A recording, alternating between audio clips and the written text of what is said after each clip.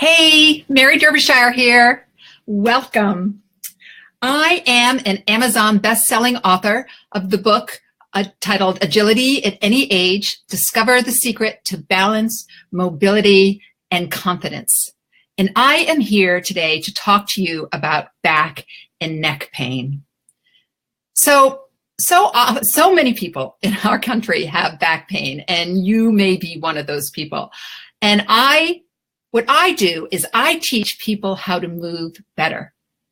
When they move better, very often back and neck pain goes away. Have you ever thought that perhaps it's how you move that's creating the problem? It's not necessarily what you're doing, but it's how you are doing it. So that's what I do. I teach you how to move better. So today, what I'm going to do is I am going to teach you 3 tips that will help you get on the road to eliminate back and neck pain. We're going to start with sitting. Did you know that 80%, here we go, here are my slides, 80% of all Americans will experience back pain at some point in their lives. It is the #1 reason why people go to the doctor. And that 54% of these people have desk jobs. We are way too sedentary. We need to move more, and we need to know how to sit better. So today, I'm going to teach you the first steps of sitting better. Okay? So step #1 is to sit on your sits bones. Most people don't sit on their sits bones. They roll back off of their sits bones and sit more on their sacrum, and that's what happens when you see people slouching. So I want you to help you find your sits bones. I want you to take your hands and I want you to put them palm side up, and you're going to slide them underneath your bum. And you're going to feel 2 very bony bits down there, and you're going to slide your hands out, and those are your sits bones. Now you're on your sits bones. In order to sit with any degree of ease, you have to be sitting on these sits bones. See, already you're sitting up taller. I am sure of that.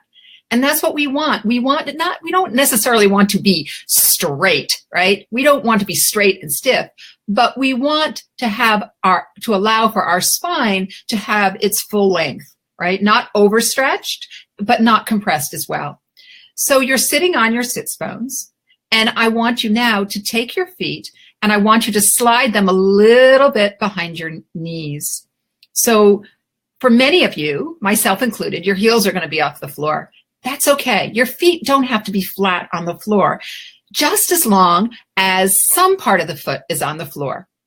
So that is step *2. Here we go. Put your feet slightly behind your knees. Okay? Now the 3rd tip is something that everybody should have in their home. And that is, let me see if I can do this with the camera, a wedge. You see that? There we go. It's got the tag there. I should have clipped that off. A sitting wedge. And what you're going to do is, let me put it this way. No, I'll leave it this way. What you're going to do is you sit on, this is reverse. You sit on the high level of the wedge. Okay? Your hips like to be a little higher or a lot higher than your knees.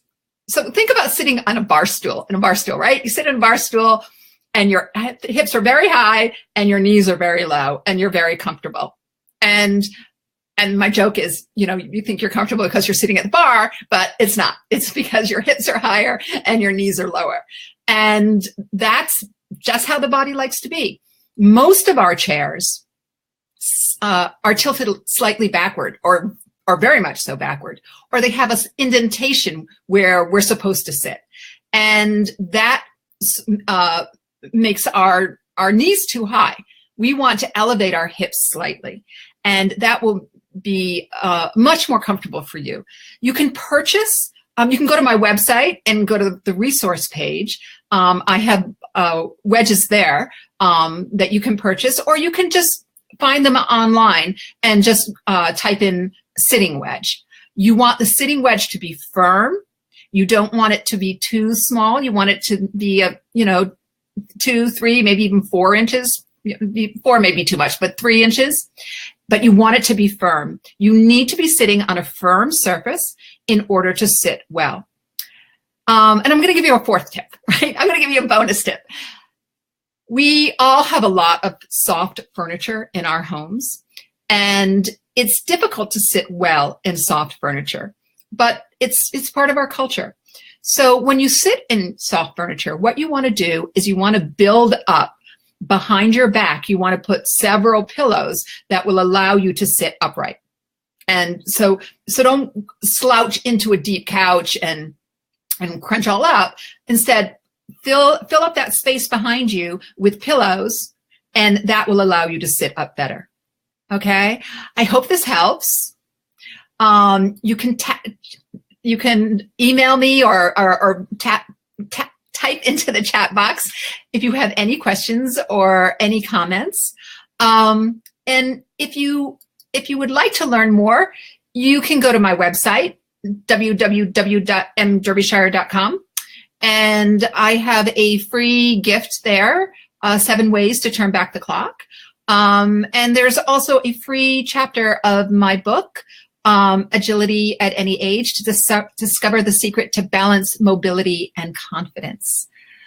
So my passion is teaching people how to move well and helping them feel better in their skin and to do away with aches and pains and things that are preventing us from living a full and wonderful life.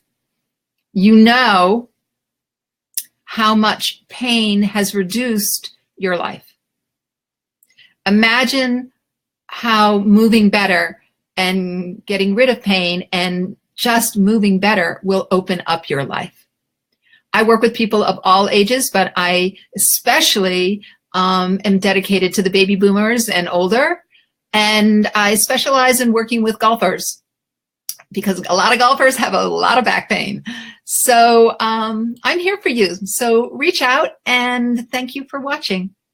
Okay, have a great day. Bye-bye.